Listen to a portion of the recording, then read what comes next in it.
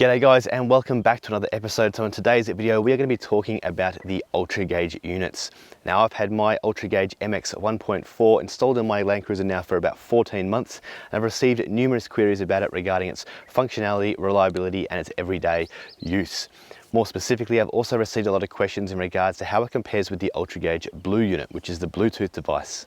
So today, I managed to get my hands on one of the ULTRAGAUGE Blue units, and we're going to do a side-by-side comparison to see how it works in regards to its connection reliability, its responsiveness, and just how it works from day to day. So stay tuned, and let's get straight into it.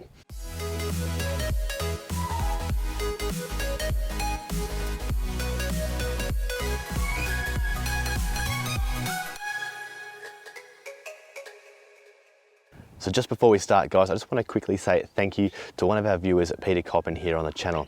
He has lent me his ULTRAGAUGE Blue unit for a couple of weeks to review and to test it, and I appreciate that. So it allows the channel to stay impartial and independent in this review, so thank you. So guys, just a quick recap on the ULTRAGAUGE MX1.4 unit that I installed previously. Now I do have a dedicated video to this unit, how I went about installing it and all the functions that it does have, so if you're interested in that, check that video out.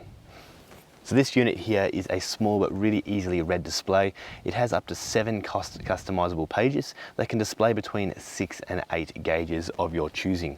Now on the Land Cruiser 200 series here, this unit picks up 49 gauges, giving the driver a huge amount of choice in relation to what data they want to see while on the road. Now the way I went about installing this here is fixed mounting a horizontal mount just above the lower section of the A-pillar here using double-sided tape. The wiring is then pushed between the A-pillar and the dash here, run down the side of the factory trims here and plugs directly into the OBD2 port on a permanent basis. Now in the last 14 months of owning and using this ULTRAGAUGE, every single time I take this vehicle out for a drive, I have to say it's performed flawlessly. Not once has it failed to start up, and it appears to maintain accurate displays and accurate temperature readings and the gauges throughout its use. I've never had a drama with it, and throughout the 14 months I've also managed to intentionally stick up some engine light fault codes, which has been able to detect and successfully clear, resulting in us being able to continue on trouble-free. Okay, so it's now time to focus our attention onto the ULTRAGAUGE Blue unit, which I've got here. So after a couple of weeks of testing this unit now, I can say that there are definitely some differences, both positive and negative, when using the ULTRAGAUGE Blue, so we'll dive into that in just a moment. Straight up though, we can see here the device is very compact. It's nice and small, which means it's not going to impede or get in the way of the driver's feet down in that footwell area, and you just don't notice it down there when plugged into the OBD2 port. Now on the face of the unit, you will see there are 4 icons here, and behind each of those icons are coloured LEDs, which mean numerous things throughout the device. We also have a single red button up here as well, and that's used for the initial pairing of the device. However, that won't work while the unit's not plugged in, as the unit does seek its power from that OBD2 port. Now I was informed by Peter, the owner of this unit here, that when it came in the mail it did not come with any hard copy or paper instructions. However, it just directed you to a website in which you could view a video and also read the instructions online. Now I must say that pairing this for the first time was a lot easier than I thought it was going to be. It paired and connected straight away first time without any issues and took no longer than just a couple of minutes. So the pairing of this unit here to any device is super easy, and all it does is involves downloading an app to your smart device, whether it be a phone or a tablet. Now in the last couple of weeks of using this unit, I have found that every single time I started the car, this unit has started up and paired straight away when the app is open and hasn't had any issues in its connections. So once you've connected the device, started up the vehicle and opened up the app on your phone, you'll see that the gauges start to provide that data straight away. And this is where one of the biggest advantages to the ULTRAGAUGE Blue unit come into effect, and that is the functionality and intuitive use of the unit. Now with the ULTRAGAUGE MX1.4, as I mentioned in my previous video, it only has 3 control buttons on the rear. Although easy to navigate when you're familiar with them, they still are a little bit cumbersome and time consuming, whereas on the phone here through the Bluetooth app, you can control the settings and the parameters a lot easier and customize those gauges a lot quicker. Now one of the biggest advantages to the ULTRAGAUGE Blue unit is its customizability. Having it on the phone here enables you to customize anything you want through that app. This can be from the type of gauge, the size of the gauge, how many gauges are on the screen and the location of where they are on your display, and also some of the colors of the backgrounds, the gauges, the needles, the text, the needle sweep. Anything you want can be customized through this app on the phone. So another great feature about the app and the ULTRAGAUGE Blue is the fact that you can have the same data fields represented in different types of gauges. So you can have analog gauges, digital gauges, or gauges displayed in a graph format. This makes every gauge or any gauge you choose to put through the app easy to read at any time, whether it be day or night. So what we're going to do now is we're going to jump into the phone and I'm going to show you guys how easy it is to customize and set up a gauge page, switch between the gauges and alter some of the settings within the data fields. So we'll jump in there and do that now. Adding a gauge display is super easy on this unit. Swiping to a blank page and then pressing and holding the screen, you will see an option menu appear from the bottom. Select Add Gauge and you can select between a digital, analog or graph gauge, as well as adding an alert icon. When going into the gauge selection page, you will see the category of gauge types and a number within the brackets. This number represents the number of gauges available and the number of gauges possible. So for example, the speed and RPM gauges here, we can see that there are only 3 gauges available of only 3 gauges possible detected by the unit.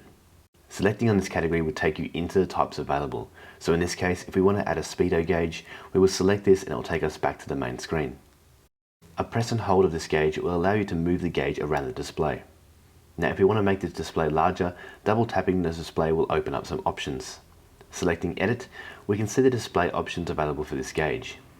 In this instance, if we want to make this gauge bigger, we can change the size within the width option. We can then recenter this gauge and observe the maximum value on this gauge is 255 kilometers an hour, which is way too high. So double tapping the gauge, we can go back into the settings and change this value to say 130 kilometers an hour. Further, from the settings menu, we can also see some of the other options available. For example, if we change the background and border settings, then this will dramatically change the appearance of the gauge. Now if we want to add a digital gauge, press and hold and select Add Digital Gauge. This time we're going to add an engine coolant temp in degrees Celsius. We can edit this gauge and again remove the backgrounds and borders. This will give us an easy to read display, and changing the size, we are also able to position this within the speedo gauge. I'll go ahead and add some more gauges in the same manner and you'll start to get an idea about just how easy it is to set up and customize a display on this unit. So in just a matter of a couple of minutes, we were able to create a fairly comprehensive yet customized display with a particular data that suits a particular driver. Now I'll quickly swipe through and show you a couple of other pages that I've set up over the last couple of weeks, and you can see what is possible with this unit. As you can see from the page indicator at the bottom of the screen, we can have up to 7 pages set up in any style. So you can have a page set up for general driving, maybe one for towing, one for measuring performance or temperatures, etc. Now another great feature on this unit is the ability for it to conform to the orientation of the driver's phone. The display can either be read in landscape or portrait orientation, and for the most part doesn't take any adjusting.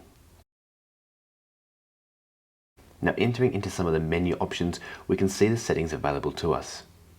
Here is where we can also check and view any current or pending engine codes and clear those codes if appropriate. We can also check user set alarms and the alarm history. These alarms can be set for any data fields, and for example, I set a 4000 RPM max alarm, which was activated during a hard acceleration. The alarm was displayed on the unit and suspended by myself during the drive, however the history remains here to review.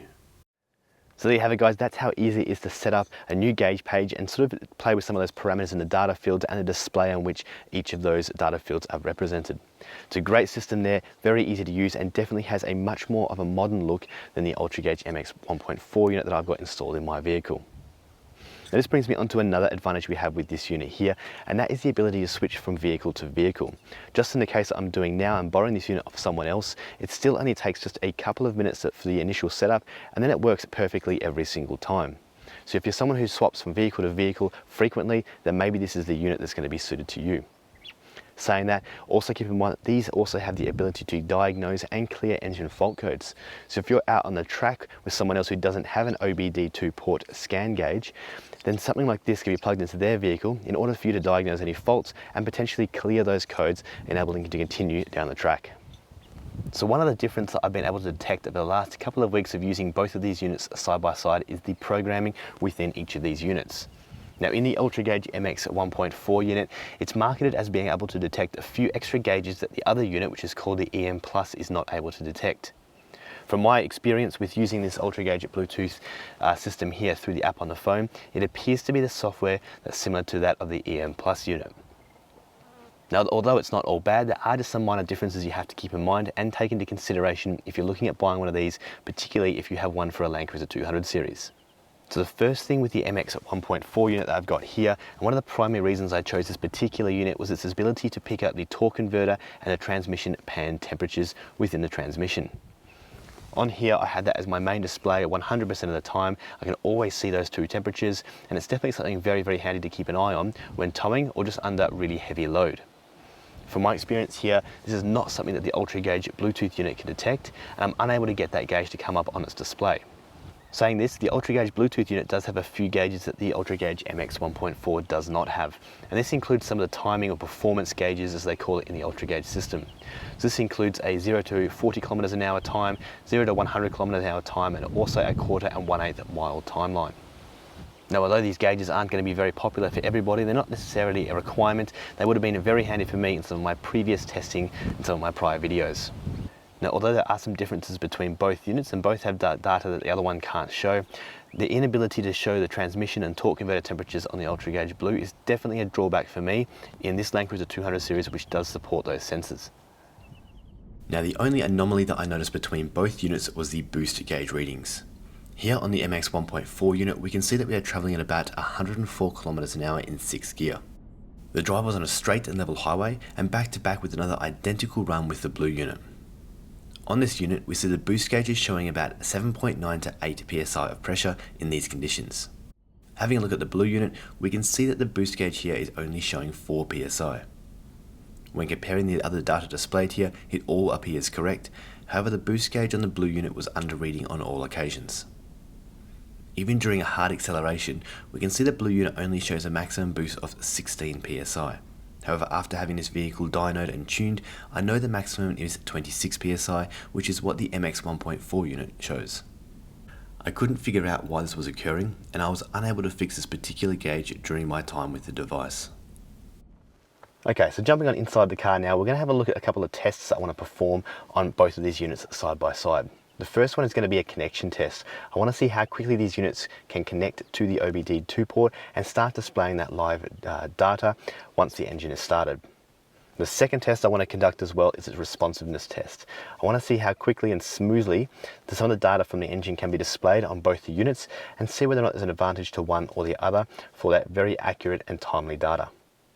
So the first test we're going to do is just going to plug in each of the units one by one, start the vehicle up and see how long it takes to connect and start displaying that live data.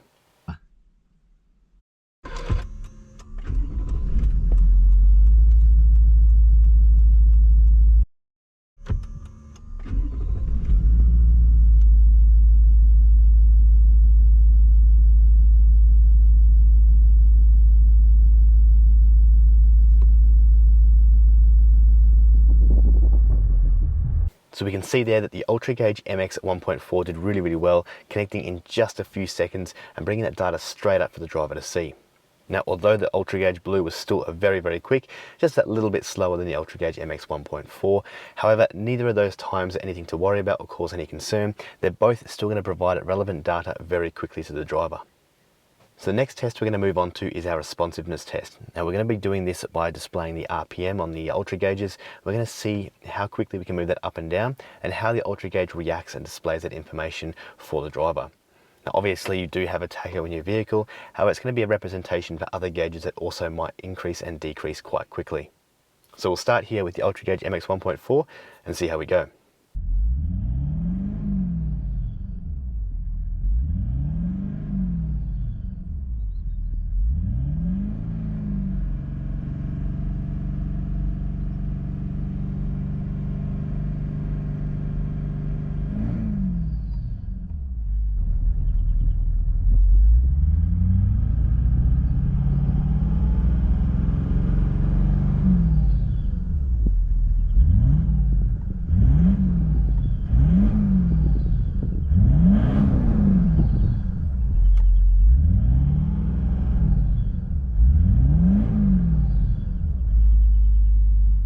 So there we have the responsiveness test. Now we have to say that ultra-gauge Bluetooth unit definitely has an advantage there. Although it's still not perfect, there is that little bit of delay, and obviously during very quick movements it's going to be jumping that little bit. However, it's significantly easier to read than that of the ULTRAGAUGE MX1.4. And I think that's mainly because we can also choose an analog display. Having text for a data field that moves up and down so quickly, like the RPM of the vehicle, makes it very difficult to read and very difficult to pick up on when driving a vehicle. Having an analog gauge, you can see that needle sweep move up and down relatively smoothly, albeit a little bit of a delay. So in that test, the ULTRAGAUGE Blue definitely picks up the win. So moving on, there's one other observation I've come up with, and that has to do with the display. So over the last couple of weeks, I've been using my mobile phone as a display for the ULTRAGAUGE Blue unit.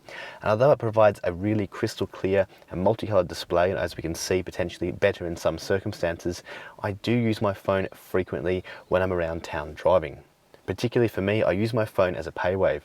So for example, last weekend when I went to the shops a couple of times, I had to keep taking my phone in and out of the cradle just to go in and pay for the items I was buying. That's not an issue you have with the ULTRAGAUGE MX1.4. You don't have to keep setting up the app, putting the phone back on the dash just to monitor those temperatures. So for short drives, generally I'll keep my phone in my pocket or just somewhere in the center of the vehicle, but for long drives, I stick the phone up into the cradle and then we can see that data field.